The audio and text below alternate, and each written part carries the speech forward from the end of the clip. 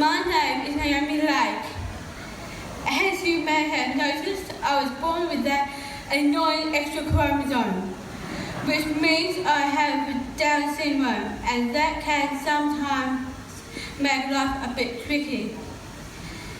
As I was growing up, my family found many ways to make sure that I did not feel different or excluded, and could join in whatever activities I wanted. I love performing and acting and have participated in 2 productions called Let's Shine Again and Let's Shine Forever. These shows were organised by the Abbey Light Opera Theatre Company to showcase talents of people with disabilities. I danced and sang another way, and that's how I got my nickname, Dancing Queen. Along with these 2 productions, I have been an extra in a couple of TV series and have acted and performed in other shows organised through local drama groups. Currently, I am working at Procure Street Cafe in Albany as a waitress. The owners, Viv and Erica, have always been encouraging of my interests. When they heard I was publishing a book, they immediately arranged the book launch to take place in their cafe. With their support, I have been able to sell my book through the cafe and develop my skills in a job I love. I am also studying clothing production at TAFE and have made many gifts for my family and friends. I have recently written and published a children's book called Harmony, the Forgetful Hen and the Lost Eggs. For as long as I can remember, I have enjoyed reading and writing stories. My family have always encouraged and supported me, although it sometimes drives Mum mad because there's paper everywhere. I always write with pen and paper and then transfer it to the computer or iPad afterwards. When I was 3 years old, I started to spell my name in the bathtub with my sister Paula, using foam letters that we often played with. After that, Mum taught me to read, and it opened up the world for me. When I was at school, especially high school, I had a hard time trying to fit in, but I always found comfort in the library reading. Mum says the important thing of all is to be yourself and stay positive.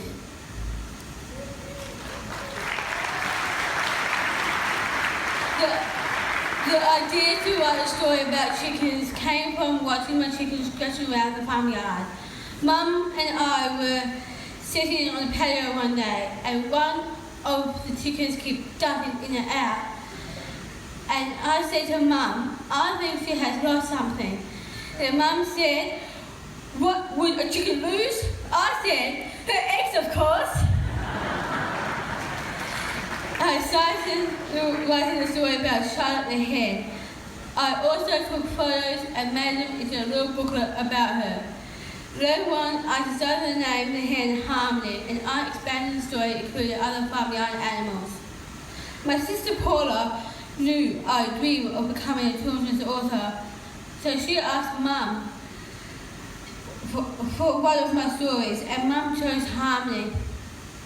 Paula gave it to her artist friend Dave McCleary to illustrate. Then she sent the story and illustrations away to make up in a book as a surprise Christmas present for me.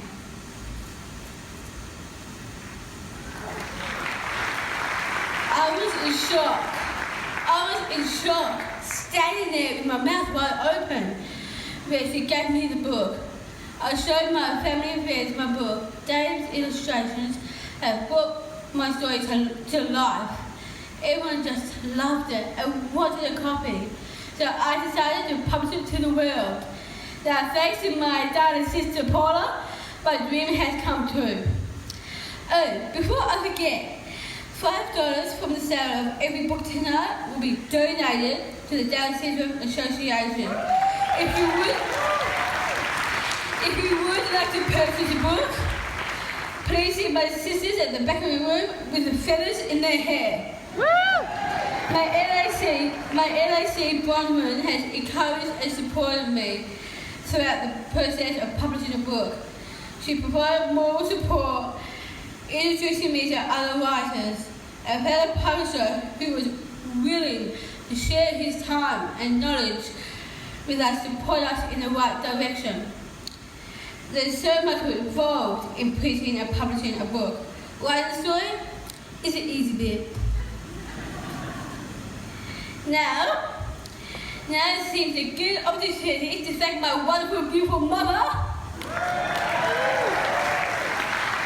who has always believed in me.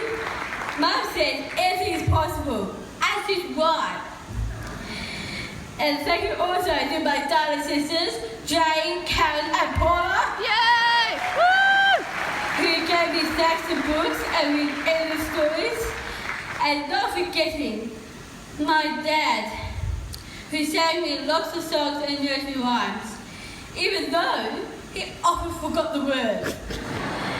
My family is really amazing. Mwah! I have written lots of stories and will keep on writing stories, even though they won't all be published. I also write a journal every day, as well as this I write out recipes to try out because I really like cooking with my friend Wilma.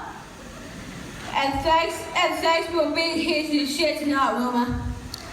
I always have pen and paper with me and take notes and write down ideas about anything that interests me. I never go anywhere without a book, and I read it to my nieces and nephews, just like my sisters used to read to me. Since the launch of my book, I have been to several schools to read to the children and complete activities with them in class. I love being a role model for them, trying to encourage them to read lots of books. One teacher used my book as Book of the Week, and the other has used it for the whole term for all sorts of language lessons and learning experiences. How cool is that? Through AMP Tomorrow Makers, I have received an award which will enable me to tour the Eastern Goldfields, to visit small schools and remote communities to share my story. I am very excited. I can't wait to get started. After that, who knows what the future holds for me?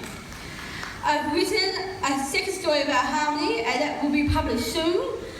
But most of all, I would love to be an actress. Perhaps on my favourite show, Home and Away.